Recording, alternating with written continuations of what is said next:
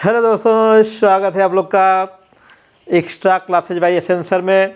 और आज का एक्स्ट्रा क्लास हम लेके आए हैं आपके लिए फिजिक्स का। हाँ दोस्तों, आज हम लोग पढ़ेंगे फिजिक्स। और फिजिक्स में एक बहुत ही महत्वपूर्ण टॉपिक लेके आए हैं आपके सामने, जिसका नाम है प्रकाश का अपवर्तन। ठीक है दोस्तों, और आप जानते ही हो इस टॉपिक से आपके बोर्ड के एग्ज़ाम से लेकर के कम्पिटिटिव एग्ज़ाम में भी सवाल बनते रहे हैं।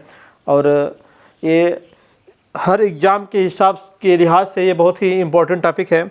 तो आइए आज हम लोग कुछ थियोरी और कुछ न्यूमेरिकल्स और इससे जुड़ी हुई जो छोटी छोटी बातें हैं उन सभी बातों को निकाल करके आपके सामने रखेंगे।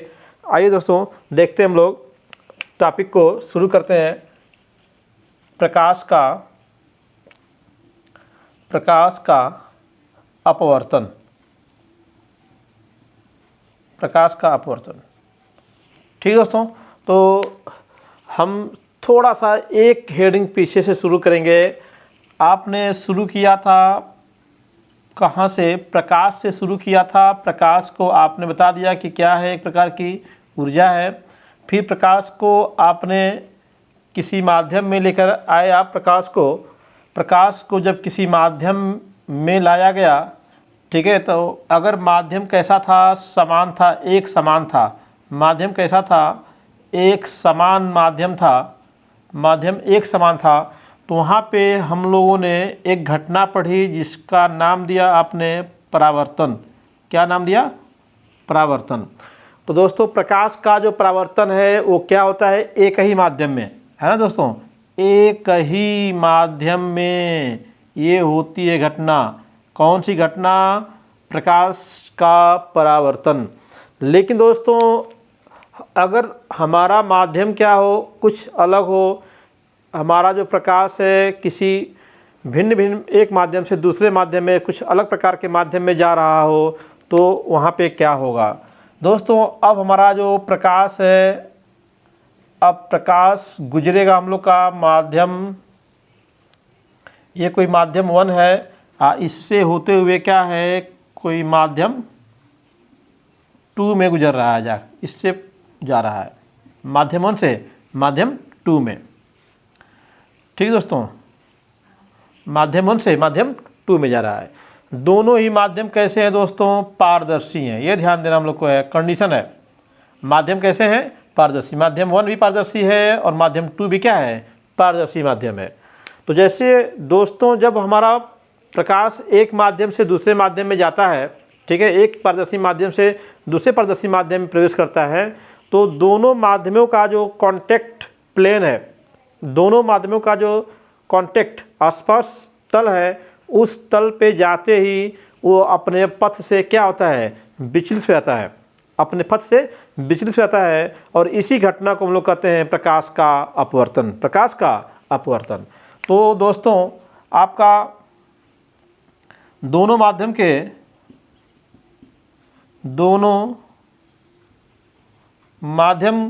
के स्पर्श तल या जिसे आप पृष्ठ कहते हैं, स्पर्श तल या पृष्ठ से, है ना, ये क्या होता है? अपने पथ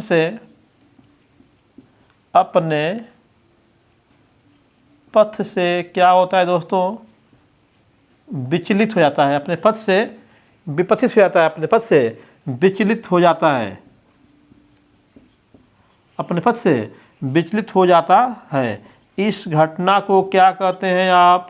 इस घटना को आप कहते हैं प्रकाश का अपवर्तन। प्रकाश का अपवर्तन। ठीक है दोस्तों, इसको अगर हम दिखाएं फिगर द्वारा, तो ये आपका इधर, इसको रोकते हैं, अभी समझा के बनाते हैं इसको। देखो, ये आपका हो गया, इधर एक मीडियम हो गया, माध्यम 1 हो गया, ठीक है। इधर क्या हो गया आपका? मीडियम 2 हो गया, ठीक है। अब इस 2 मीडियम हो गए। ठीक है दोस्तों, पहले माध्यम को समझ लेते हैं, तो फिगर को ड्रा करेंगे तो आपको बेटर समझ में आएगा, ठीक है। माध्यम 1 क्या है? इसको हम बोल देते हैं विरल माध्यम। क्या बोल दिया हमने? विरल माध्यम। माध्यम 2 को हमने बोल दिया सघन माध्यम। दोस्तों यहाँ पे ऊपर हम लोग माध्यम 1 को भी सघन बोल सकते हैं, माध्यम 2 को विरल माध्यम बोल सकते हैं, उसमें कोई ये नहीं है, ठीक ना। अभी हम उसको भी देख लेंगे। किसी को बोल सकते हैं, हमने जनरल रूप से ले लिया विरल माध्यम और सघन माध्यम। और दोस्तों सबसे पहले तो समझ लें कि ये विरल माध्यम और सघन माध्यम का मतलब क्या है। एक तो सीधा सीधा आप जानते ही हो, डेंसिटी के बेस पे होता है, डेंसिटी के बेस पे, डेंसिटी के बेस में एकांक आयतन में पदार्थ की जो मात्रा होती है उसे क्या बोलते हैं, डेंसिटी बोलते हैं हम लोग। एकांक आयतन में किसी पदार्थ की जो मात्रा है ना उपस्थित होती है उसे क्या बोलते हैं, उस पदार्थ की डेंसिटी बोलते हैं, घनत्व बोलते हैं, ठीक है। तो एक तो वहाँ से निकलता है हम लोग का। लेकिन यहाँ पे दोस्तों थोड़ा सा अलग बात है, यहाँ पे जो सघनता या विरलता देखना है, यहाँ पे सघनता या विरलता, यहाँ पे क्या है दोस्तों, माध्यम की सघनता या विरलता किसके आधार पे हो जाएगा दोस्तों, प्रकाशीय गुण के आधार पे, प्रकाशीय गुण के आधार पे हो जाएगा। यहाँ पे प्रकाशीय गुण के ऑप्टिकल प्रॉपर्टी के बेस पे देखेंगे कि सघन है कि विरल है। अब ये ऑप्टिकल गुण क्या होगा दोस्तों, ऑप्टिकल गुण क्या है, ध्यान दीजिएगा, बहुत ही अच्छी बात है यहाँ पे, इंपॉर्टेंट बात। ऑप्टिकल गुण का मतलब हो गया दोस्तों प्रकाश की चाल,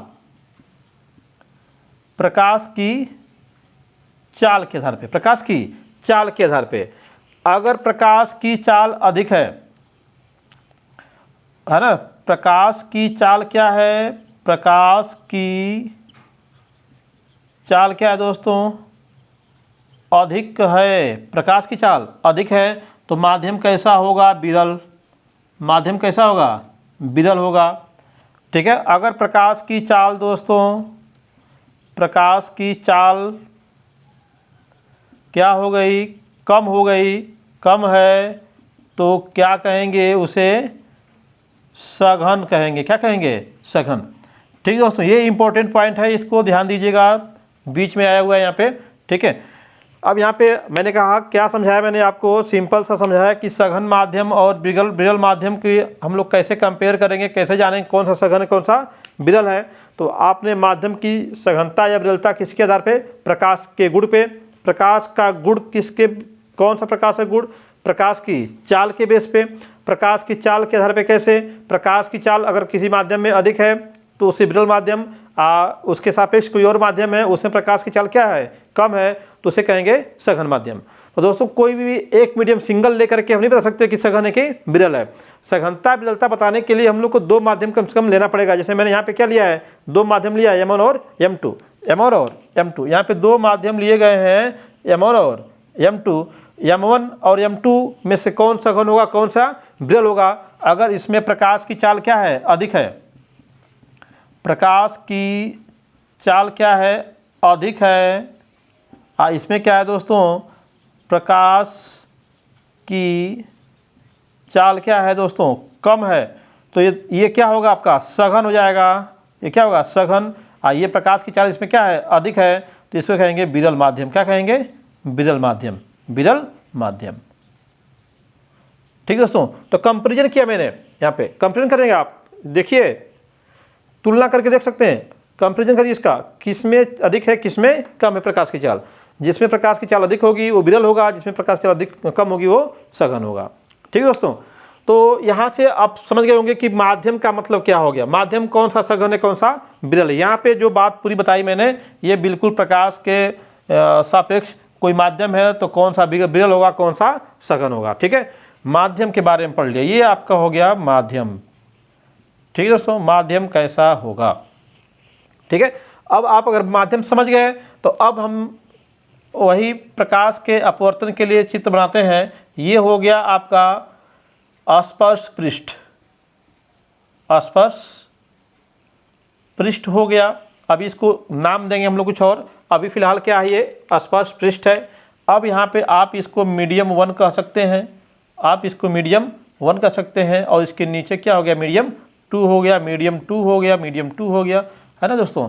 तो अब इसमें अगर हम ये कह दें कि M1 की डेंसिटी क्या है, कम है, M2 की डेंसिटी क्या है, अधिक है, या फिर प्रकाश की चाल कह सकते हो, प्रकाश की चाल कहोगे तो M1 is greater than VM2, है ना। आप प्रकाश कह रहे हो तो C का दो, सबसे बेटर रहेगा CM1 इज ग्रेटर देन, क्या हो जाएगा CM2।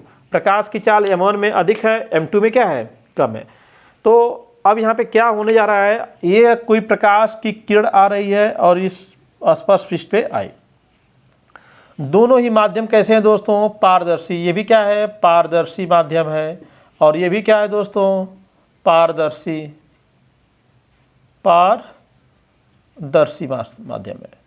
दोनों ही क्या है, पारदर्शी माध्यम, दोनों माध्यम पारदर्शी हैं। तो दोस्तों ये जो किरण आ रही है इसको आप जानते ही हो, क्या बोलते हो, आपतित किरण। क्या बोलते हो आप, आपतित किरण। ये किरण कैसी है, आपतित किरण। जिस बिंदु पे गिरती है उस बिंदु को आप क्या बोलते हो, आपतन बिंदु। क्या बोलते हैं हम लोग, आपतन बिंदु। ये बिंदु क्या हो गया, ये हो गया आपतन बिंदु, आपतन बिंदु हो गया, ठीक है। अगर इस बिंदु से एक अभिलंब खींच दें, लंब, ये लंब है एक अभिलंब, तो लंबवत रेखा, इस पृष्ठ के लंबवत रेखा 90 डिग्री पे, तो इसको बोलते हैं अभिलंब। क्या बोलेंगे, अभिलंब, ठीक दोस्तों। तो चूंकि दोनों ही माध्यम क्या है, पारदर्शी है, तो जैसे ही ये आपतित किरण यहाँ पे गिरती है तो वह जब इस M1 से M2 में प्रवेश करती है तो क्या होती है, थोड़ा सा अभिलंब की ओर झुक जाती है, थोड़ा सा अभिलंब की ओर झुक जाती है दोस्तों। इस किरण को जाना था कैसे, इसको जाना था ऐसे, ऐसे जाना था, ये इसका पथ था सीधा, लेकिन ये किरण क्या है, कुछ बेंड हो गई, ठीक है। यहाँ पे जो कोण बना हुआ है I, इसको आप क्या बोलते हो, आपतन कोण, आपतन कोण। और यहाँ पे जो कोण बन रहा है R, उसको बोलते हो अपवर्तन कोण। क्या बोलते हो, अपवर्तन, अपवर्तन कोण, इसको बोलते हैं अपवर्तन कोण। तो दोस्तों ये क्या हो रहा है कि यहाँ पे आपका विरल माध्यम है, इसमें प्रकाश की चाल क्या है, अधिक है। ये आपका सघन माध्यम है, इसमें प्रकाश की चाल क्या है, कम है। जैसे ही आपका विरल माध्यम से सघन माध्यम में प्रकाश आता है तो अभिलंब की ओर झुक जाता है, और इसको बोलते हैं प्रकाश का अपवर्तन। दोस्तों अगर इसको हम उल्टा बनाएं, अगर हम इसको सघन से विरल में भेजें, इसी सेम तरीके से, इसी किरण को, ये किरण क्या अब जा रही है और इसमें से क्या ये निकल रही है, तो इसको आप जो ये जो किरण थी इसको आप कह देते हो निर्गत किरण, निर्गत किरण भी बोलते हो, या फिर इसी को अपवर्तित किरण भी बोलते हो, अपवर्तित किरण। तो अभी जो निर्गत किरण थी अब क्या हो गई, ये पॉइंट पे जब इधर जाना शुरू किया तो क्या हो गई, अपवर्तित, आपतित किरण हो गई। और यहाँ जो ये निकल रही है तो क्या हो गई, ये अपवर्तित या निर्गत किरण। तो अब की बार देखो दोस्तों, यहाँ पे ये कोण कम है, यहाँ पे कोण क्या ये ज़्यादा है। तो जैसे ही सघन माध्यम से विरल माध्यम प्रवेश कर रही है उसका कोण क्या है, बढ़ रहा है, यानी कि अभिलंब से दूर हो रही है। यानी कि आपका जो है सीधे कह दे हम लोग कि विरल से सघन माध्यम में जाने पर, सघन माध्यम में जाने पर, विरल से सघन माध्यम में जाने पर अपवर्तित किरण, कौन सी किरण, अपवर्तित, अपवर्तित किरण अभिलंब की ओर, अभिलंब की ओर झुक जाती है, अभिलंब की ओर झुक जाती है। और ठीक इसका उल्टा, ठीक इसका उल्टा, सघन से विरल माध्यम में जाने पर, सघन से विरल माध्यम में जाने पर अभिलंब से दूर हटती है, अभिलंब से दूर हट जाती है। दोस्तों इसका कारण केवल बस एक ही है, बस एक ही कारण इसका दोस्तों, क्या चीज़, प्रकाश की चाल, प्रकाश की चाल। M1 में क्या है, अलग है, भिन्न है, और M2 में क्या है, भिन्न है। दोनों में क्या है, अलग अलग है, समान नहीं है। ठीक है दोस्तों, तो इसे बोलते हैं प्रकाश का अपवर्तन। प्रकाश का अपवर्तन क्या होता है, हल्का सी रिपीट करता हूँ। प्रकाश का अपवर्तन के मेन कारण क्या है, प्रकाश का चाल भिन्न भिन्न माध्यम में अलग अलग होना, और प्रकाश विरल माध्यम से सघन माध्यम में जाने पे क्यों हटती है, क्योंकि प्रकाश की चाल क्या है, अलग अलग माध्यम में अलग अलग होती है दोस्तों। ठीक है दोस्तों, तो आइए आगे इसको बस फिनिश करते हैं। प्रकाश के अपवर्तन को हम लोग आप समझ चुके होंगे। प्रकाश का अपवर्तन तब होता है जब आपका प्रकाश किरण एक माध्यम से दूसरे माध्यम में प्रवेश करती है। ठीक है दोस्तों, और उसका कारण अभी देखा आपने, प्रकाश का एक माध्यम से दूसरे माध्यम जाने पे जो बदल रहा है, माध्यम में अलग अलग चाल का होना, प्रकाश की चाल का अलग माध्यम में अलग अलग होना। आइए दोस्तों, प्रकाश के अपवर्तन के नियम को भी देख लेते हैं जल्दी से हम लोग। प्रकाश के अपवर्तन के नियम, प्रकाश के अपवर्तन के दोस्तों दो नियम है। एक तो नियम सिंपल सा है, आपतन बिंदु पर आपतित किरण अभिलंब और अपवर्तित किरण एक ही तल में होते हैं। जस्ट लाइक जो परावर्तन का नियम था उसी के हिसाब से है ये। आपतन बिंदु पर आपतित किरण अभिलंब और अपवर्तित किरण क्या है, एक ही तल में होते हैं दोस्तों। और इसका दूसरा नियम क्या हो जाएगा दोस्तों, दूसरा नियम जाएगा जो आपतन कोण की ज्या है और जो परावर्तन कोण की ज्या है उसका अनुपात सदैव नियत होता है। ठीक है, आपतन कोण की ज्या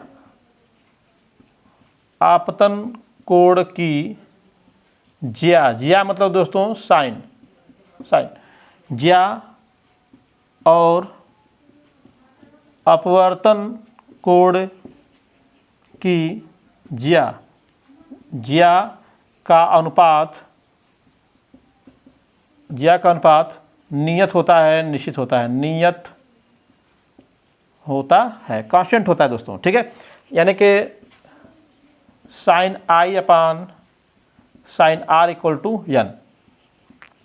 ठीक है दोस्तों, sine I upon sine R equal to 1। ये आपतन कोण है, ये क्या है, आपतन कोण। आई क्या है, आपतन कोण। आई हो गया आपका आपतन कोण, ये आर क्या है, आर हो गया आपका अपवर्तन कोण। दोस्तों ध्यान देने वाली बात यह है कि अगर हमारा माध्यम, यहाँ पे जो माध्यम है, माध्यम 1 है, माध्यम क्या है 2 है, जब तक ये माध्यम चेंज नहीं करेंगे आप कितनी भी किरण किसी भी कोण पे डाल लो, कोई फर्क पड़ने वाला नहीं है। जैसे मान लो कि मैंने एक किरण यहाँ पे डाला, ये आई, ये मान लो कि क्या है I1 कोण पे थी, ये क्या है R1 पे है। ठीक है, अभी एक किरण मैंने और डाल दिया यहाँ पे, देखो इसी माध्यम में, माध्यम वही है, ये आपका कोण क्या हो गया I2 हो गया, ये क्या हो गया R2 हो गया।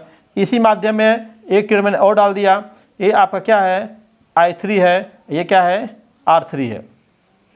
तो तीनों दशाओं में दोस्तों sine I1 upon sine R1 equal to sine R2 upon sine I2 upon sine R2 equal to sine I3 upon sine R3 equal to n। यानी कि जब तक माध्यम बदलेगा नहीं तो उनका अनुपात भी चेंज नहीं होगा। माध्यम समान रहने पर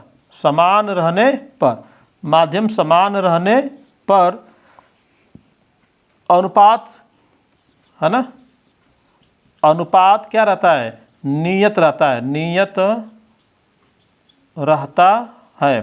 किसके लिए, सभी I एवं R के लिए, सभी I एवं R के लिए क्या है, अनुपात क्या रहता है, n का मान, n जो है क्या रहता है, n अनुपात नियत रहता है। ठीक है दोस्तों, तो जब तक माध्यम चेंज नहीं करेंगे तब तक ये अनुपात चेंज होने वाला नहीं है। माध्यम अगर जो माध्यम, जैसे मान लो कि इधर आपका वायु है, यहाँ पे क्या है आपका कोई कांच ले लीजिए, कांच है मान लीजिए यहाँ पे, तो वायु हो कांच हो, हर जगह वायु कांच है, तो क्या होगा यहाँ पे कोई भी आपका यहाँ पे परिवर्तन होने वाला नहीं है। रेशियो निकालेंगे तो क्या आएगा, सेम आएगा दोस्तों, जब सेम मीडियम रहेगा तो।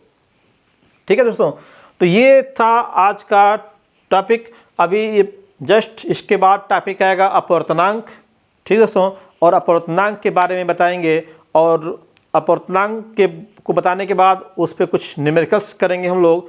ठीक है दोस्तों, तो बस आज के लिए बस इतना ही, और फिर मिलते हैं नेक्स्ट वीडियो में। तब तक के लिए धन्यवाद।